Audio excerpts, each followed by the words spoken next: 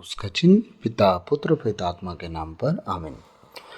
धन्यवाद धन्यवाद धन्यवाद हे पिता परमेश्वर पवित्र आत्मा प्रभु यीशु मसीह, हम आपको धन्यवाद देते हैं। राजाओं के राजा प्रभुओं के प्रभु प्रभु पिता परमेश्वर हे अब्राहम इसहाक इस्राएल के परमेश्वर, हम पर दया कीजिए। पिछली रात के लिए, आज के दिन के लिए, शाम रात के लिए पिता हम धन्यवाद देते हैं कि आपने अब तक हमें जीवित सुरक्षित और अचानक मरण से बचाया। हर अप्रिय घटना से, हर दुर्घटना से, हर एक्सीडेंट महामारी से बचाया, उसके लिए धन्यवाद।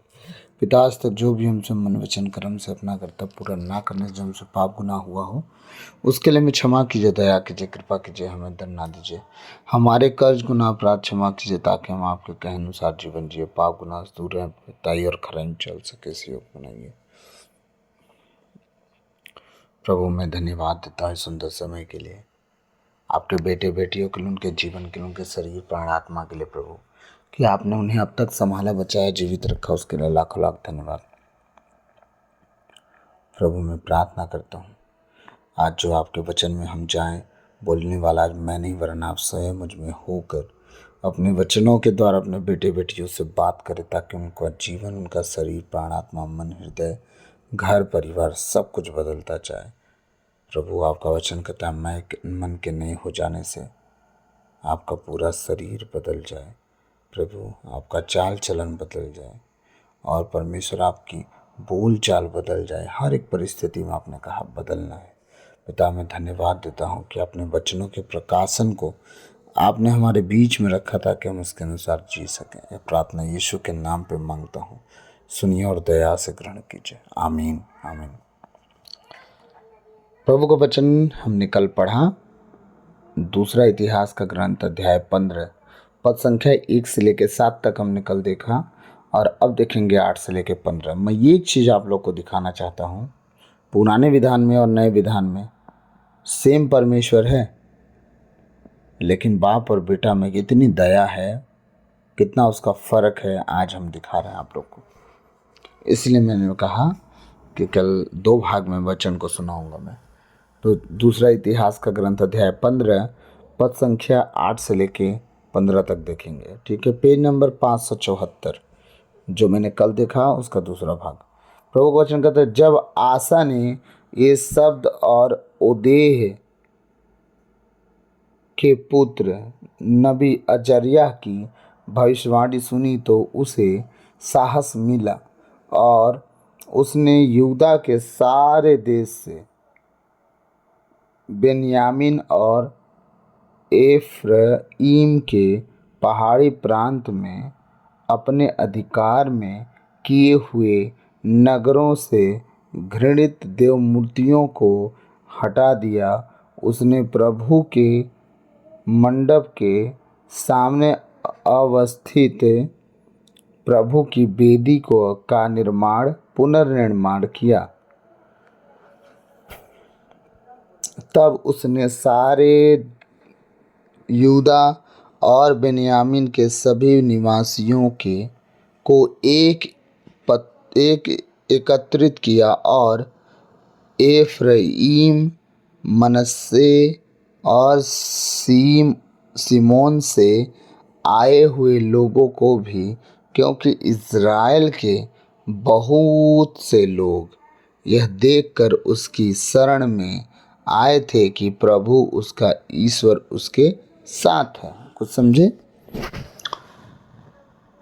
वचन जब साथ हमने पढ़ा था कल क्या पढ़ा? किंतु आप दृढ़ बने रहें और हाथ पर हाथ धरे मत रह बैठे, क्योंकि आपको अपने परिश्रम का फल मिलेगा।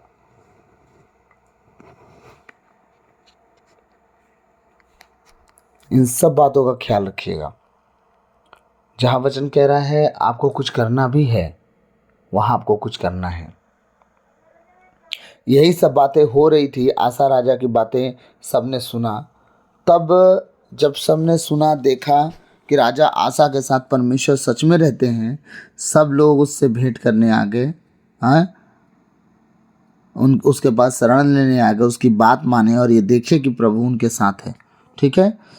तो जब आपको अगर कोई जीवन में, अब तो राजा रहा नहीं कोई शासन करने वाला, हुक्म चलाने वाला, आपके साथ अपना काम कराने वाला, अब तो परमेश्वर ने आपको स्वतंत्र किया है, लेकिन आपके ऊपर एक राजा है जिसका नाम है यीशु मसीह।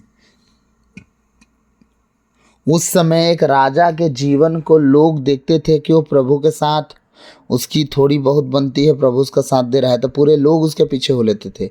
अब तो आपका राजा खुद वही प्रभु है जो पहले के लोगों की संगति करता था, उन्हें बचाता था बस। लेकिन आज देखिए, खुदा खुद जब आपका राजा हुआ तो आज भी हम खुदा से कितना दूर हैं। इन बातों को स्मरण कीजिए। आज भी हमारी परमेश्वर से रिश्ता कितना दूरी वाली बन चुकी है। 10वां वचन कहता है, वे आसा के शासन काल के 15वें वर्ष के 3 महीने में यरूशलेम में एकत्र हुए। उन्होंने उसी दिन लूट के माल से 700 बछड़ों और 7000 भेड़ों की बलि चढ़ाई। जितना लूट का माल आया तो अपने लिए नहीं रखा उन्होंने, उन्हें अपने परमेश्वर को समर्पित कर दिया। उन दिनों में भी, उस समय देखिए, उस समय भी इसी तरह का दान भेंट चढ़ता था। और उन दिनों जिस तरह दान भेंट चढ़ता था, वो लोग बहुतायत से उदारता पूर्वक दान चढ़ाया करते थे। एक दो बकरा बैल नहीं कटे वहाँ पे, वहाँ गिनती लगी 7000 भेड़े। हैं, सोचिए, 7000 बछड़ों की। अब इतने क्वांटिटी में कट रहे हैं, इसका मतलब क्या है? परमेश्वर को बलिदान वो उदारता से किया करता था। परमेश्वर इसीलिए उनके साथ भी रहा करता था। उस देखते थे कि अपनी धन संपत्ति को भी लेके ये मेरे लिए समर्पित है। सारी शक्ति, सारी बुद्धि, सारी शक्ति, समझे, पूरी ताकत संपत्ति से। हाँ, उन्होंने यह प्रतिज्ञा की कि वे अपने सारे हृदय और सारी आत्मा से प्रभु अपने पूर्वजों के ईश्वर की ओर अभिमुख रहेंगे। सुनिएगा ध्यान से, सब लोगों ने एक प्रतिज्ञा की कि पूरे दिल से हम प्रभु के साथ रहेंगे। कब हुआ ऐसा? एक राजा के साथ जब परमेश्वर का बन रहा था, तब परमेश्वर राजा को ब्लेस कर रहा था, जब सब तरफ से उसे जिता रहा था, तब ये हुआ। लोग एक झटके में क्या कसम वादे खाने लगे कि परमेश्वर जो जो कहता है हमारे लिए रूल ठहराया है, हम उसकी मानेंगे। क्या सच में ऐसा हुआ? उस समय में भी क्या लोग जो कह रहे थे कि अब हम वादा करते हैं परमेश्वर से इधर उधर नहीं जाएंगे, तो क्या सच में नहीं गए?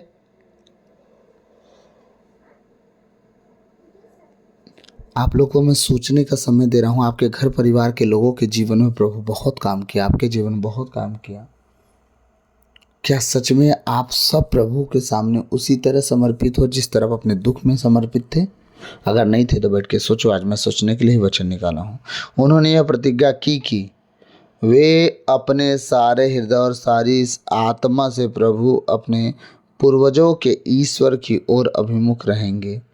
जो प्रभु इज़राइल के ईश्वर की ओर अभिमुख ना हो, ध्यान से सुनिएगा, यही वचन खोज के मैं आप लोग को सुनाने के लिए पूरा बाइबल का अध्याय पढ़ डाला। 14 वचन बड़े ध्यान से सुनिएगा, 13 वचन। जो प्रभु इस्राएल के ईश्वर की ओर अभिमुख न हो, कहा जा रहा है कि जो कोई इज़राइल के परमेश्वर की ओर ना चले, ठीक है, वह मार डाला जाए, सीधे मार डाला जाए। इज़राइल का कोई बच्चा हो, बूढ़ा हो, जवान, रूल नहीं है। रूल ये है कि जो अपने परमेश्वर के खिलाफ चले उसे मार डाला जाए। आज हमारे चर्च में फादर अनाउंस कर दें कि जो आज से चर्च नहीं आया और चर्च से बहिष्कार,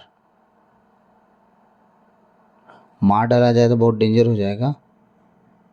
सोच के देखिए, उन दिनों में साफ शब्दों में कहा गया कि मार डाला जाए। ऐसी आज्ञा क्यों निकाली गई बताइए? ताकि आप भवन आना ना छोड़ें, आप संगति ना छोड़ें, आप वचन का पढ़ना और सुनना ना छोड़ें, ताकि आप परमेश्वर के वचन को स्मरण करते हुए अपने जीवन में आगे बढ़ें। और आप याद रखें कि आप ईसाई हैं, आपका कर्तव्य क्या है, आप ईसाई हैं, आपका धर्म क्या है, आप ईसाई हैं, आपका कर्म क्या है, आप ईसाई हैं, आपके बोलचाल कैसे शब्द हैं। ये चीज़ें होने के लिए परमेश्वर क्या कहा? मेरी आज्ञा और नियम का पालन करो। और वो नियम आज्ञा मनुष्यों के ठहराए हुए थे। ठीक, जो प्रभु इज़राइल के ईश्वर की ओर अभिमुख न हो वह मार डाला जाए, चाहे वह छोटा हो या बड़ा, पुरुष हो या स्त्री। ले, चाहे वो छोटा हो चाहे बड़ा, चाहे स्त्री हो चाहे औरत, तो उससे कोई फर्क नहीं पड़ता। अगर परमेश्वर के सामने उपस्थित होने के टाइम उपस्थित नहीं हुए और तुम्हारा चाल चलन ठीक नहीं रहा, तुम मार डाले जाओगे। सीधा बात। आगे का वचन कह रहा है 14 वचन, उन्होंने तुरहियां और नरसिंगे बजाते हुए ऊंचे शब्द से प्रभु की शरण ली और समस्त यहूदा उस शपथ के कारण आनंदित हुआ। ध्यान से सुनिएगा इस वचन को, आप लोग इसे लीजिएगा, बैठ के सब लोग एक दूसरे को शेयर कर लीजिएगा। क्या कह रहा है वचन? उन्होंने तुरहिया और नरसिंगा बजाते हुए, क्या क्या? पहले बजाने वाले म्यूजिक इंस्ट्रूमेंट लिए वो लोग, चुपचाप आराधना किए। ध्यान से सुनिए, ठीक है। उन्होंने तुरहिया और नरसिंगे बजाते हुए ऊंचे स्वर से प्रभु की शपथ ली। ऊंचे स्वर से, सोचे, ऊंचे स्वर से एकदम गला खोल के अपने परमेश्वर की उन्होंने क्या ली? शपथ ली। आपको क्या लगता है वही शपथ उन्हें न जाने कितनी बार बचाया मरने से, मारने से? लेकिन बहुत बहुत जगहों पे वो चिन्ह चमत्कारों को देखने के बाद भी फिर जाते थे। ऊंचे स्वर से प्रभु की शरण ली और शपथ ली और समस्त यहूदा उस शपथ के कारण आनंदित हुआ। यहूदा के घराने में ऐसा कोई नहीं था जो शपथ उन्होंने ली तो उससे कोई आनंदित ना हो, कि हाँ जो प्रभु को ना माने उससे फिर जाए, उसे ना मारा जाए या मार डाला जाए। जो इज़राइल नियम ठहरा रहा है वो हम पर लागू हो। सब अधीन हो गए थे। लास्ट वचन पढ़ूंगा और फिर मैं समाप्त करूंगा। हालेलुया।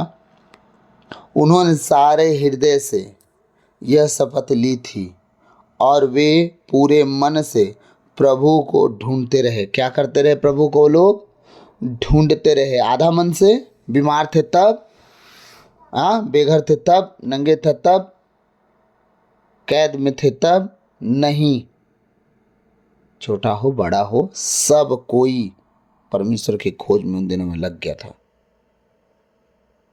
उन्होंने सारे हृदय से यह शपथ ली थी और वे पूरे मन से प्रभु को ढूंढते रहे, इसलिए उन्हें प्रभु मिला। सोचिए, पूरे मन से क्या किया उन्होंने? आपके मन की रक्षा आप कर पा रहे हैं? वो भटक रहा है इधर उधर उधर इधर, आप प्रार्थना में बैठे हो, आपका मन पूरे दिन की बातों में चल गया, पिछले दिनों की बातों में चल गया, सब में चला गया। लेकिन जब तक आप सोचते रहेंगे ना, वो बातें याद नहीं आएंगी।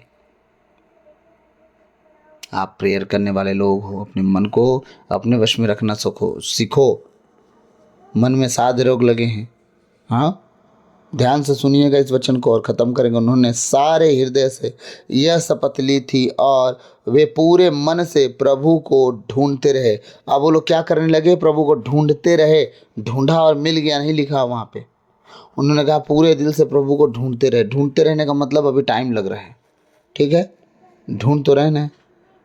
इसलिए उन्हें प्रभु मिला।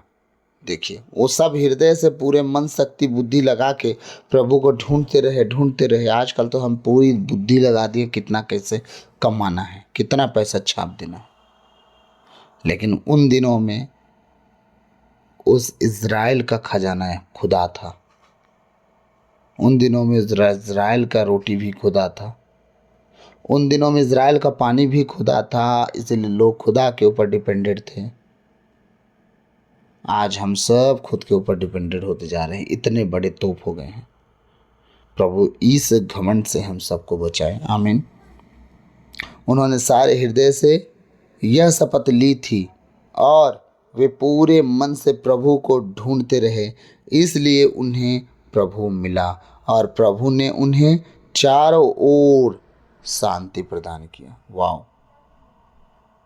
सब तरफ से परमेश्वर जब आपको मिल जाएगा ना, याद रखिएगा, सब तरफ से आप शांति पाएंगे। आशा का राजा, यहूदा के घराने का ये राजा, सब तरफ के लोग लड़ाई में चौपट हो रहे थे। परमेश्वर आपको इतना प्रबल कर दिया, लोगों के मन विचार बदल दिया। लोग लड़ने आते थे, आपस में लड़ते थे और मर जाते थे, लेकिन आपका बाल बाका नहीं हुआ उन दिनों में भी। यही परमेश्वर आप सबसे कहना चाह रहा है। प्रभु ने उन्हें चारों ओर शांति प्रदान की। सब तरफ परमेश्वर ने फिर उन्हें क्या कर दिया? शांति प्रदान की। हुआ कैसे? ये शांति आपके जीवन में बीमारी से, लाचारी से, गरीबी से, तकलीफ़ों से, नौकरी ना मिलने से, बच्चा ना होने से, शादी ना होने से, शादी होने के बाद बच्चा ना होने से, लड़ाई झगड़े, सब तरफ से जो परेशानी है वो स्वतंत्र कैसे होंगे? आप खुदा को ढूंढो। खुदा जिस दिन मिला उस दिन आपको सब तरफ से शांति दे देगा। आमीन। प्रभु इस वचन के द्वारा आपको हम सबको आशीष दे। आमीन। God bless you all. प्रभु आप सबको बहुतायत से ब्लेस करें। मैं आशा करता हूँ ऐसा ही होगा। गॉड ब्लेस यू सबको। जय यीशु। आज से बस प्रभु की खोज करें आप और प्रभु के साथ सदा बने रहें, ताकि वो सब तरफ से आपको शांति दे। आमीन।